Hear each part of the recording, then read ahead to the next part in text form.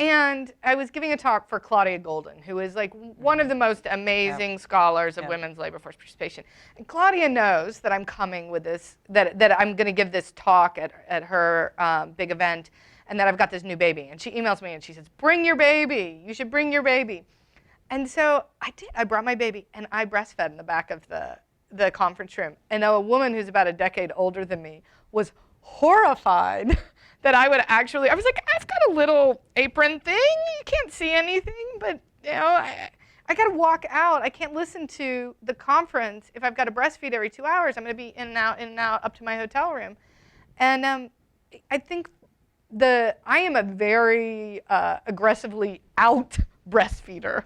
And I think that that's a real change. I think, but I think that that's part of what we have to do, because I think there's too many women who didn't want to acknowledge I don't know if you'll call them burdens, but the realities of having a newborn. And I think we need to have public policy that accommodates them. And it's one of, I think, the greatest things in the Obama healthcare law was the paid, or not paid. Sorry, I shouldn't say paid. It's not paid, but the break. The required break for nursing moms, where they have to be provided a room. It cannot be a bathroom, and they must be provided the breaks to express milk.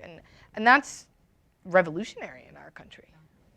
So let me ask for questions now. I think we've got about 10 minutes, so we'd love to have some questions. The first one that went up was in the beige shirt halfway back. Hello, I'm very interested. It's You talked about the impact for women stepping out of the career long term. Did you do any research about the stepping back from a career, like maybe phasing out for a couple of years, and what sort of impact that had on women for the long term? Do you mean like going part-time, or Part-time, part-year. Mm-hmm. So I haven't done any of this work, but it's actually really hard to look at what are the causal effects. So we can look at, on average, what happens to women, but what that really mixes up what types of people are willing to go part-time, what types of people are willing to step out, and what types of people go full steam ahead. There was a really nice paper that I saw where what they did was actually looked at how long it took people to get pregnant, and was looking at sort of how much career experience had they had before they had a baby, based on this phenomenon, which is still the fact that we can't perfectly plan our pregnancies, and really saw that just the act of being able to just having your pregnancy delayed led to big gains in your wages looking 20 or 30 years later. And that effect would put it all together. That would put us together, the people stepping out as well as the people going part-time.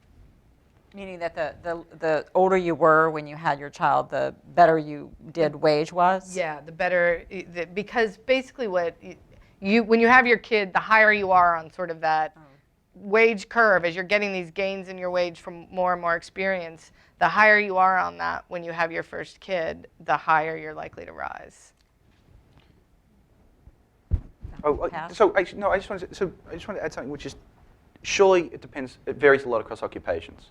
So you're talking about, rather than stepping out, powering down for a little bit, and the way we organize different occupations. I'm told you can't be a law partner unless you're working 100 hours a week, and surgery, knife before wife, you can't be a surgeon unless you're always on call.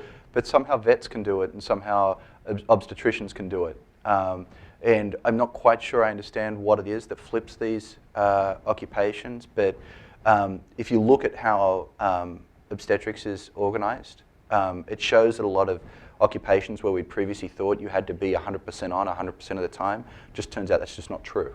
And we can reorganize work in a way that allows people to be part-time or work family-friendly hours, things like that.